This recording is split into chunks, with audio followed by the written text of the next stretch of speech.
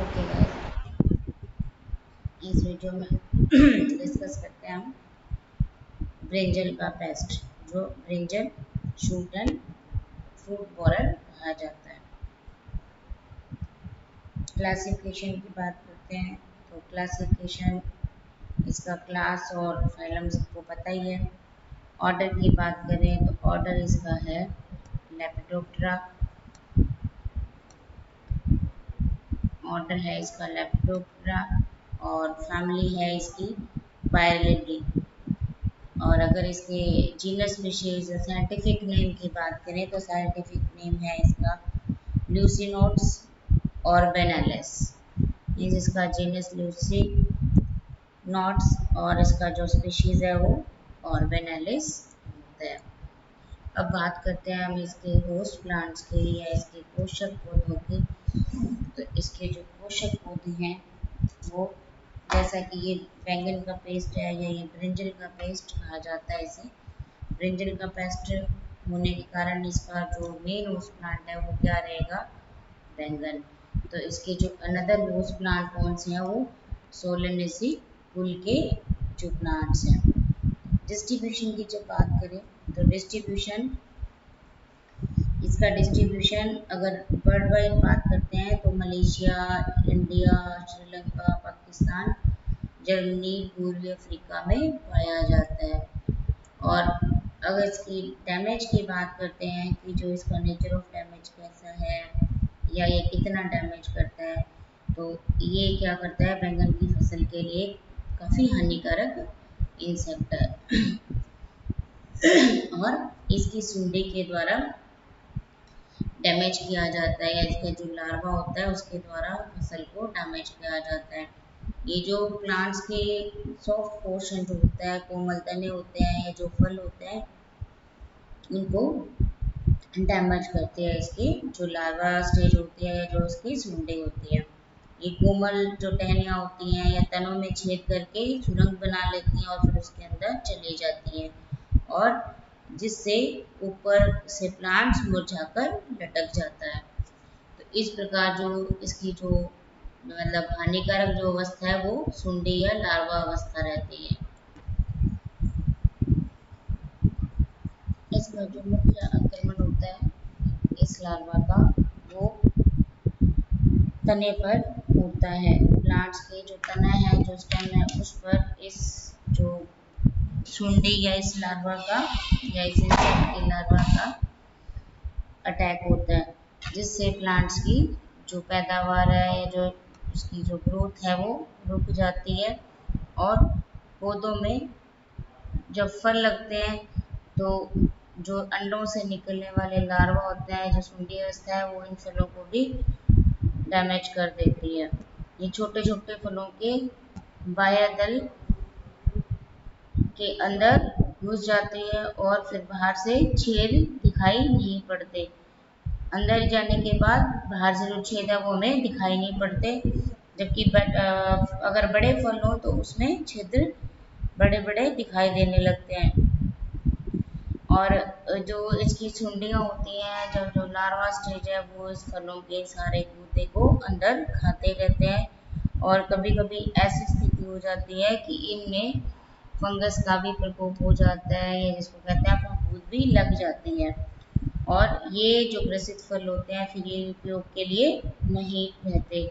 वर्षा या बसंत ऋतु जब आती है तब इन इंसेक्ट्स का प्रकोप अत्यधिक होता है और सारी फसल नष्ट हो जाती है। एक जो सुंडी है या एक जो लार्वा है वो 4 से 6 फलों को नष्ट कर देती है। तो नेक्स्ट हम बात करते हैं इसकी लाइफ हिस्ट्री की या इसके जीवन इतिहास की, कि इसमें किस पर कितनी स्टेजेस पाई जाती हैं और ये इंसेक्ट कैसा दिखाई देता है। इसके लाइफ में 4 स्टेजेस पाई जाती हैं: egg, larva, pupa, egg, larva, pupa and adult. ये 4 स्टेजेस पाई जाती है। जनरली क्या होता है, हमारे पास इंसेक्ट में दो स्टेजेस, दो कंडीशंस पाई जाती हैं। एक में जिसमें इंसेक्ट की लाइफ हिस्ट्री में 3 स्टेजेस और एक में 4 स्टेजेस पाई जाती है। तो ये जो हमारे पास ब्रिंजल का पेस्ट है इसमें 4 स्टेजेस पाई जाती है। और अगर हम एग की बात करते हैं, फर्स्ट 4 स्टेजेस में फर्स्ट स्टेजेस कौन सी है? एग। अगर हम एग की बात करते हैं तो जो फीमेल इंसेक्ट है वो एक एक करके 2 या 4 ग्रुप्स में एग देती है। और एग देती भी क्या है, जो लीव्स की नीचे की सतह होती है ना, वहाँ पर ये उसकी सतह पर ये एग लेइंग करती है। और अंडे क्या करते हैं, कोमल तने, फूलों और फल के बाह्य तल पर दिए जाते हैं। मतलब एग्स कहाँ दिए जाते हैं कि पत्तियों की निचली सतह पर, या फिर जो कोमल तने हैं, फूल है, या जो कलियां हैं, फल हैं, उस पर भी एग ले की जाती है। और ये जो अंडे होते हैं, जो एग होते हैं, वो क्रीम की तरह दिखाई देते हैं। जैसे क्रीम होती है ना, उस तरह से ये क्रीम की तरह लंबे होते हैं और क्रीम की तरह दिखाई देते हैं। और एक फीमेल इंसेक्ट अपनी लाइफ में 100 से 150 एग्स देती है। और एग का जो हैचिंग टाइम है वो कितना रहता है, 3 से 6 दिन का रहता है। एग हैचिंग का मतलब है कि एग पककर फूट जाते हैं और फिर इनमें से जो इसकी नेक्स्ट स्टेज है, लार्वा निकलती है। तो जो एग हैचिंग का टाइम है वो 3 से 6 दिन का होता है। नेक्स्ट स्टेज कौन सी होती है हमारे पास, इसका लार्वा, या जिसको सुंडी भी कहते हैं। तो जब ये सुंडी अंडे से निकलती है तो क्या करती है, प्लांट्स के जो कोमल तने होते हैं उसमें छेद कर जाती है और उसके अंदर ही चली जाती है। और बाद में जब ये धीरे धीरे विकसित भी होती है तो बाद में ये फूलों को और फलों को भी डैमेज करती है। ये वाइट कलर की सुंडी होती है। आपने कभी गौर से देखा होगा कि जब कभी बैंगन के अंदर कीड़ा निकलता है ना, कि बैंगन खराब है, इसमें कीड़ा निकला, तो वो सुंडी निकलती है उसमें से। तो वो क्या होता है एक्चुअल में, इस इंसेक्ट की लार्वा स्टेज होती है, जो वाइट कलर की होती है और बाद में येलोइश वाइट हो जाती है। ये तो जनरली ऐसे इंसेक्ट तो जनरली हमने देखे हैं, हमने भिंडी का भी पेस्ट देखा होगा, भिंडी के अंदर कीड़े निकलते हैं मटर के अंदर निकलता है ना, ग्रीनिश कलर की, वो भी क्या होती है, इंसेक्ट की सुंडी जो होती है या लार्वा अवस्था होती है। फिर आपने देखा होगा सरसों के साथ भी कई बार आपने देखा होगा कि छोटे छोटे ये लार्वेज या जो ये सुंडी आ जाती है। या फिर जो चने की फसल है, चने की सुंडी को भी आपने देखा होगा। तो ये तो हमारी जो लाइफ की लाइव एग्जांपल है कि जो आसपास हमारे सब्जियां या फ्रूट्स या इस प्रकार के जो हैं प्लांट्स, जिसको हम इनके पेस्ट को देख चुके हैं, जो इनकी सुंडी अवस्था है उसको भी हम देख लेते हैं। तो ये जो सुंडी अवस्था है ये क्या करती है, पूरन जब विकसित हो जाती है तो 18 से 23 लंबी हो जाती है। और इसका जो डेवलपमेंट है या इसका जो ग्रोथ है, विकास है, वो 5 अवस्थाओं में होता है। और गिडार अवस्था 14 से 20 डेज की होती है। मीन्स ये जो अवस्था है हमारे पास, ये कितनी है, 14 से 20 डेज की होती है। नेक्स्ट हम बात करते हैं कृमि कोश या प्यूपा की। तो जो पूर्ण विकसित सुंडी होती है वो क्या करती है, फल से बाहर निकलकर पत्तियों के बीच चली जाती है और वहाँ फिर ये क्या करती है, प्यूपा में बदलती है या अपने बाहर कोकून का फॉर्मेशन कर लेती है। और जहाँ पत्तियां घिरी होती है ना, वहाँ पर क्या करती है, नाव के आकार का, जैसे हमें बोट दिखाई देती है ना, तो बोट शेप में क्या करती है, ये बोट शेप में इस प्रकार से इसकी शेप, अपने लास्ट डायग्राम में भी देखा होगा कि ये बोट की शेप में इस प्रकार से कोकून की फॉर्मेशन करती है, जो किसका बना होता है, सिलिकॉन कोकून होता है। सिलिकॉन से बनाते हैं कोकून, जिसको सिलिकॉन कोकून कहा जाता है। और उसके अंदर ही ये प्यूपा फॉर्म में बदल जाती है। और यह जो अवस्था होती है कृमि कोश अवस्था या प्यूपा जो स्टेज होती है, ये 7 to 11 डेज की होती है। 7 से 11 दिन तक कृमि कोश अवस्था पाई जाती है। नेक्स्ट हम देखते हैं कि इसका जो ग्रोथ है वो कैसा होता है।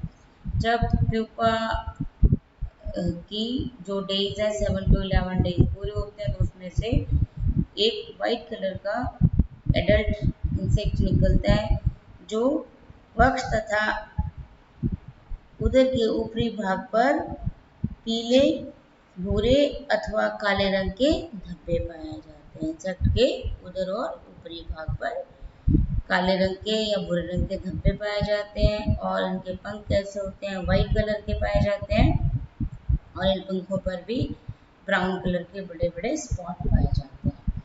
और फीमेल और जो मेल है दोनों ही कोकून से निकलने के बाद या प्यूपा से जब एडल्ट बनते हैं तो एडल्ट बनने के जस्ट बाद ये कॉपुलेशन प्रोसेस को करते हैं या मैटिंग क्रिया करते हैं और फीमेल इंसेक्ट 1 से 2 दिन के बाद ही एग लेइंग शुरू कर देती है। तो इसका ये देखिए इसका जो टोटल लाइफ साइकिल है वो कितने टाइम में पूरा हो जाता है, 25 से 39 डेज में पूरा हो जाता है। ये हमारे पास फर्स्ट स्टेज रहती है एग और फिर 3 से 6 स्टेज में हमारे पास फर्स्ट स्टेज जो कि ये डैमेज करने की स्टेज है। ये क्या होती है, सबसे हानिकारक जो कि फसल को डैमेज करती है। फिर 14 टू 20 डेज में थर्ड स्टेज बनती है। प्यूपा कहाँ बनती है, जो पत्तियां गिरी हुई होती हैं उन पत्तियों में झुंडी प्यूपा अवस्था में बदलती है और 7 से 11 डेज में उसमें से एडल्ट बनकर बाहर निकलते हैं और मैटिंग क्रिया करने के बाद 1 से 2 दिन के बाद फीमेल इंसेक्ट एग लेइंग शुरू कर देती है। तो एक साल में इसमें कितनी पीढ़ियां मिलती हैं, 5। एक साल में कितनी जनरेशन, 5 जनरेशन और कंप्लीट मेटामॉर्फोसिस पाया जाता है। और जब सर्दी का सीजन होता है या विंटर सीजन में ये हाइबरनेशन अवस्था में ही सुंडी पड़ी रहती है। हाइबरनेशन अवस्था क्या, सुप्तावस्था जिसमें ये इनएक्टिव स्थिति में इनएक्टिव कंडीशन में रहती है। तो विंटर सीजन में या सर्दी में यह लार्वा या जो सुंडी अवस्था होती है हाइबरनेशन दर्शाती है। और बसंत जब शुरू हो जाता है या जब सर्दी खत्म हो जाती है तब ये कोशावस्था में या प्यूपा में बदल जाती है। और अगली पीढ़ी को पूरा करने के लिए मार्च अप्रैल में दिखाई देते हैं। जो इंसेक्ट है अगली पीढ़ी को कब पूरा करते हैं, मार्च अप्रैल में दिखाई देते हैं। नेक्स्ट हम बात करते हैं इसके मैनेजमेंट की। देखते हैं कि किस प्रकार के उपाय या किस प्रकार की प्रिकॉशन रखकर हम इस इंसेक्ट के प्रकोप को कम कर सकते हैं या फिर अगर प्रकोप हो जाता है तो उसको कैसे खत्म कर सकते हैं। जो ग्रसित फंगी होते हैं या जो टॉप जो पार्ट होता है प्लांट का उसके अंदर और फल के अंदर सुंडियां रहती हैं तो उन्हें इकट्ठा करके नष्ट कर देना चाहिए। सेकंड क्या है, यदि खड़ी फसल में इस कीट को हम रोकना चाहते हैं, इसके प्रकोप से बचना चाहते हैं तो क्यूनेल्फास, कार्बोरल, मालाथियन आदि की ये एक निश्चित मात्रा दी होती है जिसको पानी की निश्चित मात्रा में मिलाकर प्रति हेक्टेयर की दर से फसलों पर छिड़काव करना चाहिए। तो इस प्रकार क्या है, या तो हम प्रिकॉशन रख सकते हैं कि जो सुंडियों वाले प्लांट्स हैं या जो फ्रूट्स हैं उनको हम डैमेज कर दें और सॉरी ख़त्म कर दें, नष्ट कर दें। और या फिर जो खड़ी फसल में अगर कीट के प्रकोप होने का हमें रिस्क हो तो फिर ये जो है इन दवाओं का प्रयोग फसलों पर छिड़काव कर सकते हैं।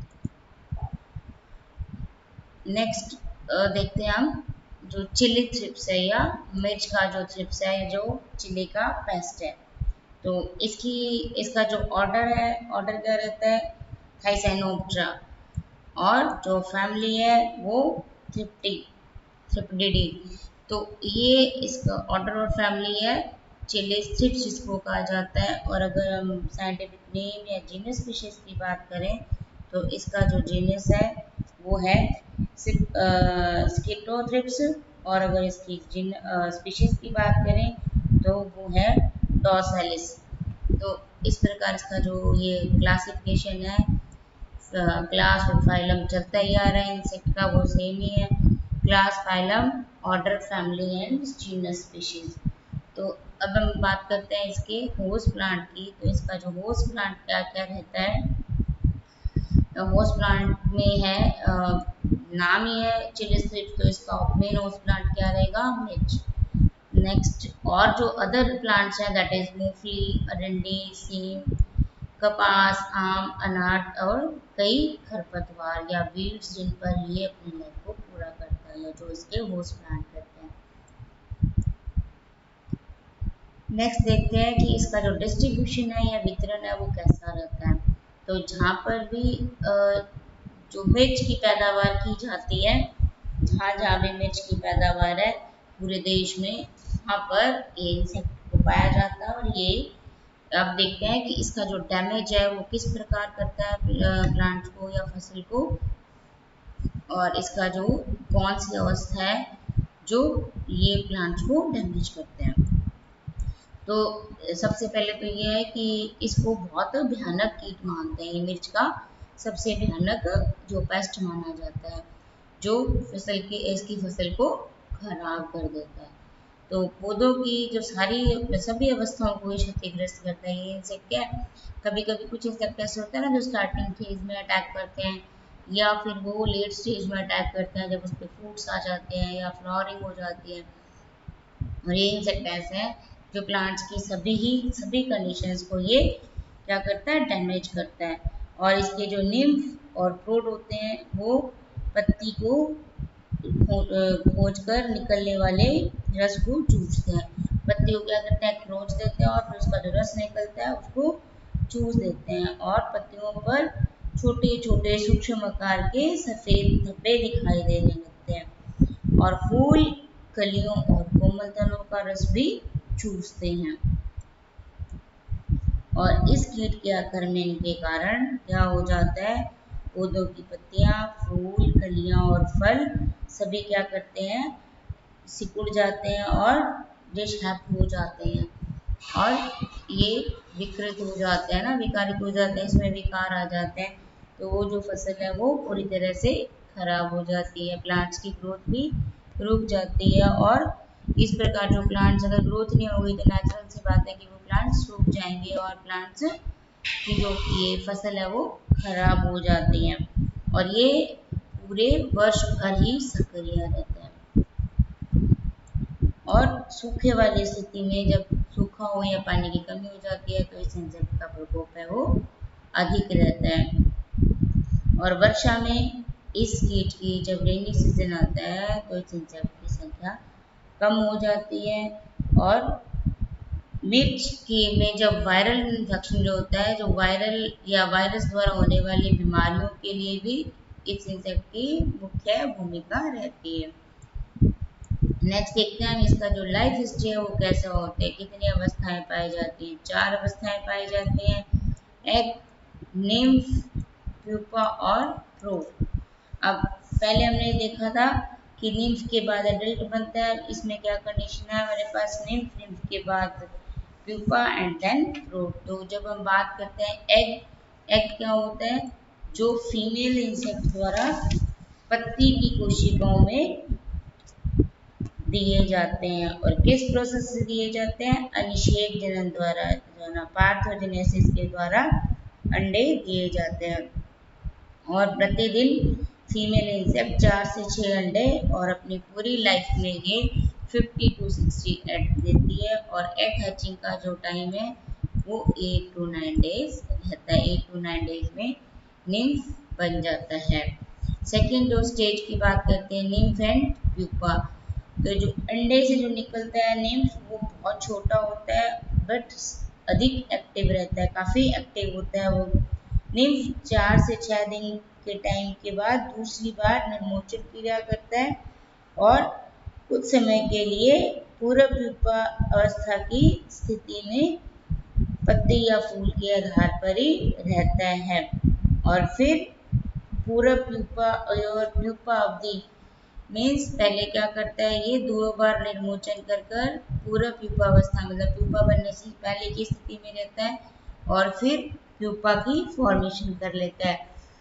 तो ये जो टाइमिंग रहता है पूरा प्यूपा और प्यूपा की अवधि पूरी, वो 2 से 3 दिन तो क्या रहता है पूरा प्यूपा की अवधि, और 5 दिन तक रहती है प्यूपा की अवधि।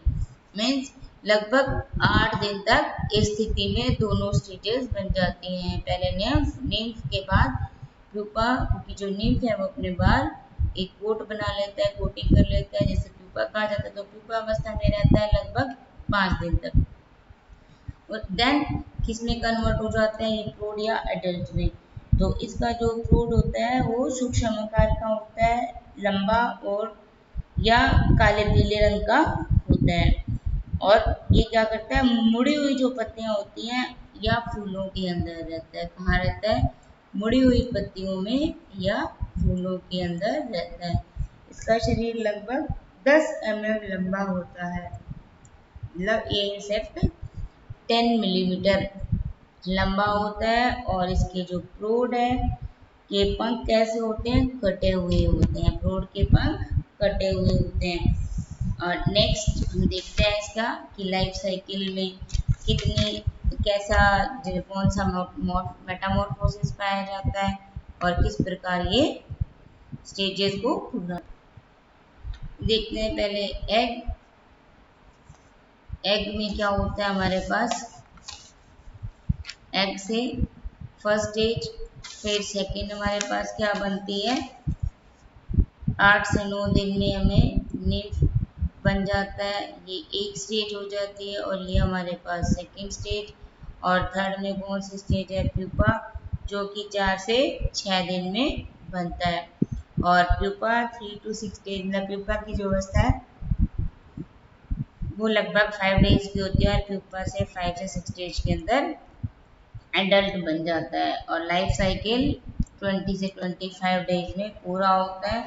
और इसमें कई ओवरलैपिंग स्पीशीज, ओवरलैपिंग जनरेशंस पाई जाती हैं। मीन्स एक पीढ़ी और फिर दूसरी पीढ़ी के केस में पार्थोजेनेसिस द्वारा एक लिंक की जाती है। तो नेक्स्ट हम बात करते हैं इसके कंट्रोल की या इसके मैनेजमेंट की, किस प्रकार से हम इसको मैनेज कर सकते हैं या क्या क्या हमें प्रिकॉशंस लेनी चाहिए। एक तो कि जो मिर्च की प्रतिरोधी जातियाँ या प्रतिरोधी किस्मों का प्रयोग करना चाहिए। सेकेंड है कि ज्वार के बाद मिर्च की फसल नहीं बोनी चाहिए। प्याज और मिर्च भी साथ साथ नहीं खेती नहीं करनी चाहिए। तो ये एक तरह से प्रिकॉशंस है जब हम मिर्च की खेती करते हैं तो कब और कौन सी फसल के साथ नहीं करनी चाहिए। और फसल पर 5% कार्बाइल डस्ट का 25 किलोग्राम प्रति हेक्टेयर की दर से बर्ताव करना चाहिए। और अगर हम ये नहीं करते तो निम्न जो प्रकार से दी हुई दवाइयाँ हैं, इमिडाक्लोप्रिड, स्पाइनोसैड, मिथोमिल आदि की जो ये एक सीमित मात्रा, निश्चित मात्रा दी है, उनका पानी में मिलाकर छिड़काव करना चाहिए। तो इस प्रकार ये क्या था? इसका चिल्ली का या जिसको कहते हैं मिर्च का पेस्ट था। और नेक्स्ट हम करेंगे डायमंड बैक मॉथ, जो कि फूल गोभी और पत्ता गोभी का पेस्ट है। तो ये हम करेंगे डायमंड बैक मॉथ, हीरक प्रस्थ शल्क, ऑर्डर लेपिडोप्टेरा से बिलोंग करते हैं, फैमिली प्लूटिलिडी। और साइंटिफिक नेम की अगर बात करें तो जाइलोस्टेला इसका जीनस और मैक्यूलिपेनिस स्पीशीज का ये मॉथ होता है। और अब देखते हैं कि इसका जो होस्ट प्लांट्स हैं वो कौन कौन से हैं। फूल गोभी, पत्ता गोभी, मूली, सरसों और बैंगन के कुल के अन्य पौधे। तो ये सभी क्या इसके होस्ट प्लांट होते हैं। अब नेक्स्ट देखते हैं कि इसकी कौन सी स्टेज है जो डैमेज करती है और इसका जो डैमेज है वो किस प्रकार होता है। तो इस जो मौत की या जो शल्ब होता है, इस मौत की जो सुंडी अवस्था होती है, मीन्स इसका जो लार्वा होता है, लार्वा स्टेज क्या है? जो फूल गोभी और पत्ता गोभी की पत्तियों को खा जाती है और उसको नष्ट कर देती है। फूल गोभी और पत्ता गोभी की जो बीच वाली पत्तियां होती हैं या उसका जो हेड होता है उसको सबसे अधिक हानि पहुंचाई जाती है। और पौधों की स्टार्टिंग स्टेज से लेकर जब अगस्त सितंबर में इनका सीजन शुरू होता है ना, गोभी की पैदावार होती है, तो इन महीनों में इसका जो सुंडी का प्रकोप बहुत अधिक होता है। और कभी कभी तो इतना प्रकोप हो जाता है कि पूरी की पूरी नर्सरी ही नष्ट हो जाती है। प्राइमरी स्टेज में जो लार्वा होते हैं वो पत्तियों के नीचे की सतह पर सुरंग बना लेते हैं, यानी कि पत्तियों की नीचे सुरंग बना लेते हैं और फिर अंदर जाकर उसको खाते रहते हैं, जिससे क्या होता है कि बड़ा होकर यह पत्तियों में ही छिद्र बनाकर अंदर ही उसके जो ग्रीन पोर्शन होता है उसको खाते रहते हैं और जो पैदावार है उसमें कमी हो जाती है। आपने गोभी का कीड़ा भी देखा होगा, है ना। गोभी में भी कई बार जो निकलते हैं ना कि कीड़े होते हैं छोटे छोटे, बिल्कुल छोटी छोटी जो सुंडियां होती हैं या जो उसका लार्वा है वो क्या होता है, गोभी का जो पेस्ट है उसका ये लार्वा ही हमें गोभी की बीच में जो छोटी छोटी सुंडियां मिलती हैं वही होता है जो इसका पेस्ट होता है। तो ये बहुत सारे तो एग्जाम्पल ऐसे हैं कि हमने अपने फ्रूट सब्जियां जो घर में आते हैं उनमें देख ही होता है। नेक्स्ट बात करते हैं हम इसके लाइफ साइकिल की। तो लाइफ साइकिल में क्या होता है, 4 अवस्थाएं पाई जाती हैं। एक एग, सेकंड लार्वा या जिसको सुंडी अवस्था कहते हैं, थर्ड इसका प्यूपा और लास्ट वन इज एडल्ट।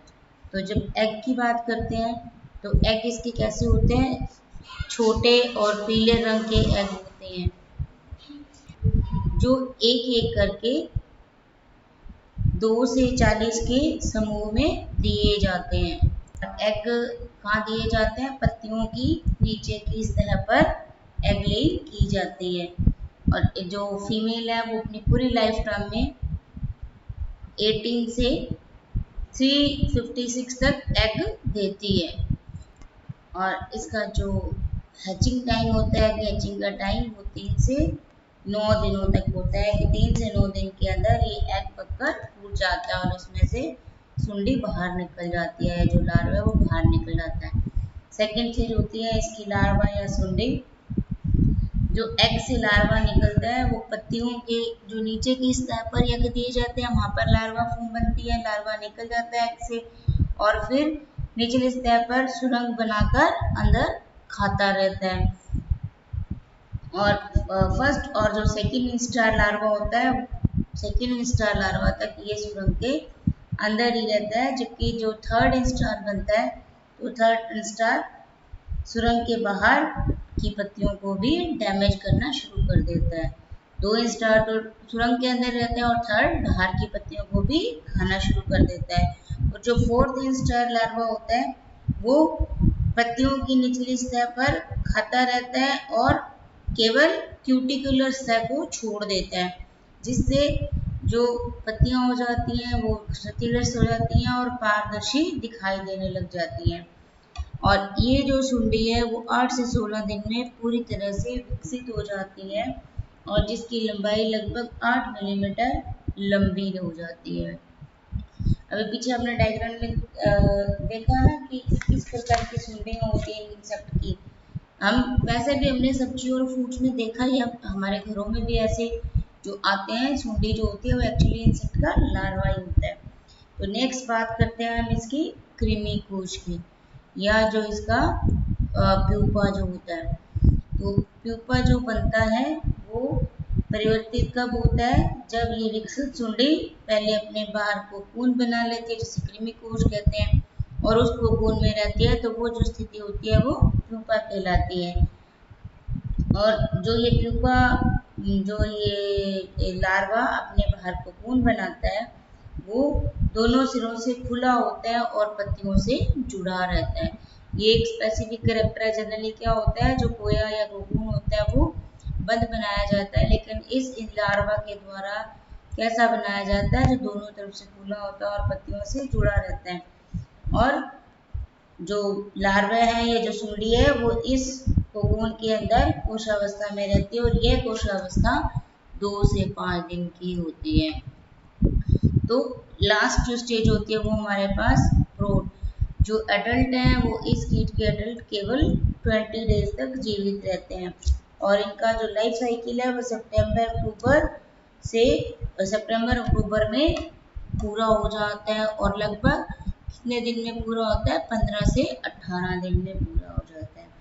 इसकी क्या होती है, इसकी जो जनरेशन है एक साल में कई जनरेशन मिलती हैं और इसकी जो लाइफ है वो 16 से 32 दिन में पूरी हो जाता है पूरा साइकिल, कंप्लीट मेटामॉर्फोसिस पाया जाता है। और इसके जो ब्रोड है या एडल्ट है वो 8 से 12 mm लंबे ब्राउन कलर के होते हैं। और अगली अगली जो एक जोड़ी पंखों की होते हैं उस पर व्हाइट कलर के स्पॉट पाया जाता है। और अगर ये विश्राम की अवस्था में होते हैं तो ये हीरे के जैसे दिखाई देते हैं। और शाम के टाइम में मैटिंग करने के बाद जो फीमेल इंसेक्ट है वो 1 से 2 दिन के बाद ही एग लेइंग शुरू कर देती है। लास्ट में हम बात करते हैं इसके कंट्रोल या नियंत्रण की या इसके मैनेजमेंट की कि क्या प्रिकॉशंस रखनी चाहिए हमें इसकी बुआई कटाई में, या किस प्रकार की दवाएं हैं जो हम इसके प्रकोप से बचने के लिए यूज कर सकते हैं। तो फर्स्ट क्या देखते हैं कि टमाटर के साथ 1:1 के अनुपात में सह फसली खेती करने से कीट का प्रकोप कम हो जाता है। मीन्स टमाटर के साथ सह फसली खेती करनी चाहिए। और सरसों को ट्रैप क्रॉप के रूप में 20:1 के अनुपात में मुख्य फसल की रुपाई के कम से कम 10 दिन पहले उगा देते हैं। तो इस कीट के जो एग है वो सरसों पर दिए जाते हैं। मीन्स पहले सरसों की बुआई कर देते हैं ना, और 20:1 के अनुपात में तो जो एग लेइंग होगी वो किस पे हो जाएगी, मस्टर्ड प्लांट्स पर हो जाती है, जिससे जो गोभी की फसल है वो सेफ रहती है। और डेल्टा स्टकी ट्रैप, फिरोमन ट्रैप जिसे कहते हैं, 1 हेक्टर में 12 ट्रैप लगाए। फिरोमन ट्रैप्स क्या होते हैं, जिनके अट्रैक्शन से ये जो इंसेक्ट है वो अट्रैक्ट होकर ट्रैप के पास आ जाते हैं और फिर उसको हम नष्ट कर सकते हैं।